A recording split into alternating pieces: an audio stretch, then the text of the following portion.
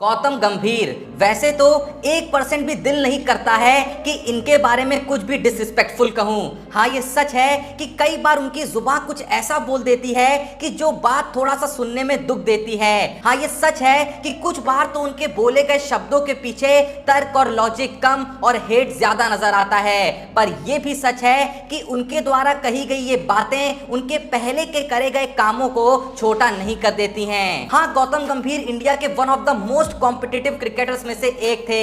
हाँ, गौतम गंभीर ने इंडिया के लिए वो सब कुछ किया जो उनसे मुश्किल वक्तों पे एक्सपेक्ट किया जा रहा था। हाँ, 2007 और 2011 वर्ल्ड कप में अगर गौतम गंभीर की वो पारियां नहीं आती तो शायद वो वर्ल्ड कप का सपना भी टूट सकता था। लेकिन स्टिल एक छोटी सी शिकायत मन में रह जाती है कि कभी कभी कुछ बातें बोलने से पहले थोड़ा सा विचार तो करना जरूरी होता है। माना कि गौतम गंभीर का नेचर ही ऐसा है, माना कि गौतम गंभीर जाने ही इस चीज के लिए जाते हैं कि उनके दिल में जो होता है उसे वो डायरेक्टली बोल देते हैं। और कई बार उनका ये नेचर इंडिया के लिए खेलते हुए काम भी आया है। पर वहीं पे इस नेचर पे कभी कभी काबू करना भी जरूरी होता है, क्योंकि अगर आपका ये नेचर आपको आपके ही देश के प्लेयरों के बारे में कुछ बुरा बुलवा रहा है तो उस नेचर में पॉजिटिविटी कम और नेगेटिविटी ज्यादा नजर आती है। और मैं कतई नहीं चाहता हूं कि आपकी किसी एक नेगेटिविटी के चक्कर में आपके सारे पॉजिटिव कामों को लोग इग्नोर कर दें। बिकॉज दुनिया का बहुत ही सिंपल सा असूल है कि लोग अच्छाई जल्दी भूलते हैं और बुराई लोगों को हमेशा याद रहती है। दुनिया का कोई भी इतिहास का पन्ना पलट के देख लें, सिर्फ जुबान से निकली या लोगों का दिल दुखाने वाली एक बात ने सामने वाले की पूरी इमेज ही खराब कर दी।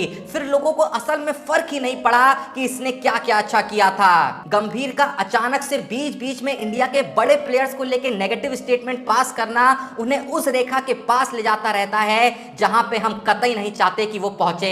और देखो, किसी प्लेयर की बुरी परफॉर्मेंस पे बुराई करने में कोई नुकसान नहीं है, सब करते हैं, मैं भी करता हूं। पर उस प्लेयर की लेगेसी पे दाग लगाना अच्छी बात नहीं है। आप किसी मैच में खेली गई एक पारी पे सवाल खड़े कर सकते हो, पर यह कहना कि ये प्लेयर बस अपने नाम पे टीम में है, इसकी जगह कोई और होता तो बाहर कर दिया जाता, ऐसे स्टेटमेंट अपनी खुद की टीम के प्लेयरों के लिए लोगों को गवारा नहीं होते हैं। कुछ लोग कह सकते हैं कि इसमें गलत ही क्या है, जो दिल में है कम से कम बोल तो रहा है बंदा, कम से कम फेक तो नहीं बन रहा है। तो तुम्हें क्या लगता है कि ये सचिन तेंदुलकर हो गए या राहुल द्रविड़ हो गए या ऐसे ही जो बड़े बड़े प्लेयर्स हो गए, इन्हें आज तक क्रिकेट में जब जब जो हुआ सब सही लगा होगा?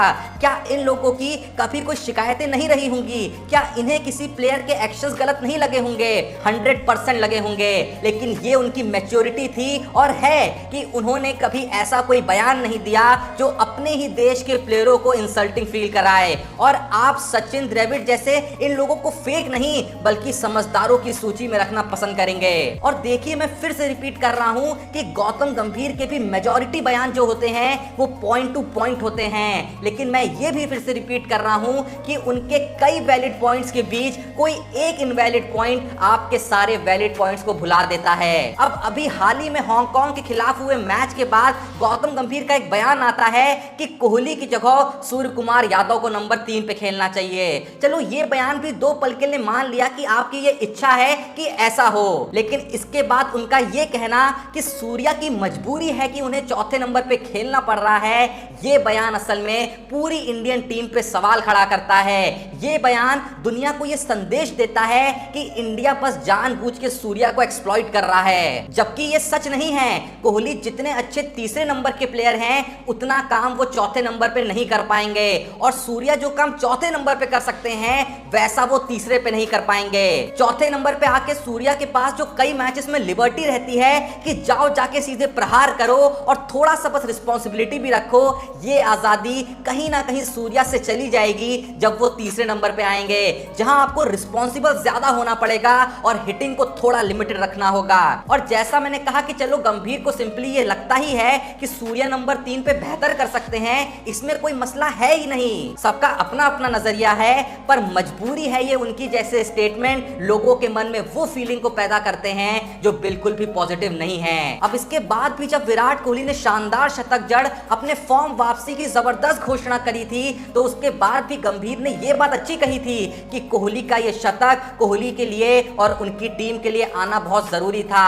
लेकिन फिर से उसके ऊपर यह लाइन कह देना कि कोहली की जगह कोई और प्लेयर होता और उसकी 3 साल तक अगर सेंचुरी नहीं आई होती तो अब तक वो टीम से निकाल दिया जाता। भले ही आपने कितना भी पॉजिटिव सोच के दिया हो, पर इसका पर्सपेक्टिव आपको 2 सेकंड के अंदर कोहली के एक हेटर के रूप में लोगों के सामने रख देता है। और उससे भी जरूरी बात, क्या सच में सेंचुरी इतनी इंपॉर्टेंट चीज है कि सिर्फ उसके बेसिस पे प्लेयर अंदर बाहर करे जाएंगे? नहीं ना। माना कि कोहली का पिछला टाइम एक रफ पैच था, लेकिन उसके बावजूद भी उनके स्टैट्स कई प्लेयरों से बेहतर थे।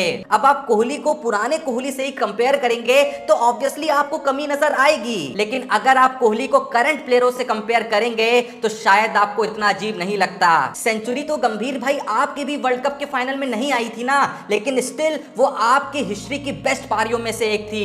और शायद कई लोगों की ऐसी पारियां होंगी जिनमें उनकी सेंचुरी आई होंगी, लेकिन स्टिल उसे कोई याद नहीं रखना चाहता। इसका सबसे बड़ा एग्जांपल है खुद सचिन तेंदुलकर की सभी सेंचुरी, जिसमें सचिन को प्रेशर के चलते इतनी बॉल्स लेनी पड़ी कि वो पारी जो असल में हिस्टोरिक बननी थी वो बस हार का कारण बन के रह गई। और गंभीर जहां पिछले 3 साल की बात कर रहे हैं जब से कोहली की सेंचुरी नहीं आई, तो मैं बता दूं कि ओडीआई क्रिकेट में 2019 में कोहली की रैंकिंग नंबर 1 थी, 2020 में नंबर 1 थी, 2021 में नंबर 2 थी और 2022 में नंबर 3 थी। मतलब अगर हम किसी भी साल में कोहली को टीम से निकाल रहे होते तो 2019 में हम वर्ल्ड के रैंक नंबर 1 को टीम से निकाल रहे होते, 2020 में भी हम वर्ल्ड नंबर 1 को टीम से निकाल रहे होते, 2021 में हम वर्ल्ड नंबर 2 को टीम से निकाल रहे होते और 2022 में हम वर्ल्ड नंबर 3 को टीम से निकाल रहे होते।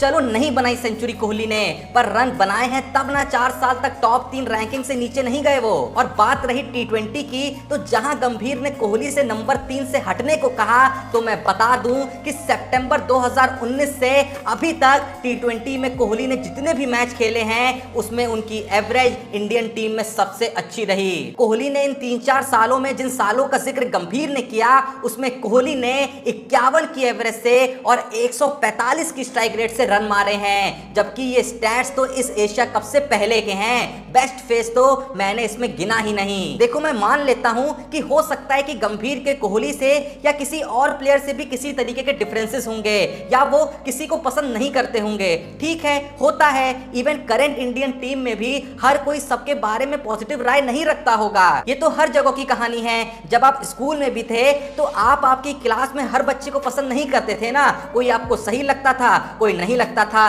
किसी की बातें सही लगती थी, किसी की नहीं लगती थी, लेकिन आप इस बात का जिक्र पब्लिकली थोड़ी करते थे या ऐसा कुछ थोड़ी कहते थे जिससे हर किसी को ये मैसेज जाए कि तुम्हें फला बंदा ठीक नहीं लगता। तो मेरा इस वीडियो के माध्यम से किसी प्लेयर को किसी के कंपैरिजन में छोटा या बड़ा दिखाना था ही नहीं। मैंने बस जितना भी पॉसिबल था उतना रिस्पेक्टफुल होके गंभीर के बातों का जवाब देने की यहाँ कोशिश करी है। बाकी जो भी ये वीडियो देख रहा है, आपको गंभीर के इन दोनों ही बयानों पे क्या कहना है कमेंट में जरूर बताइएगा।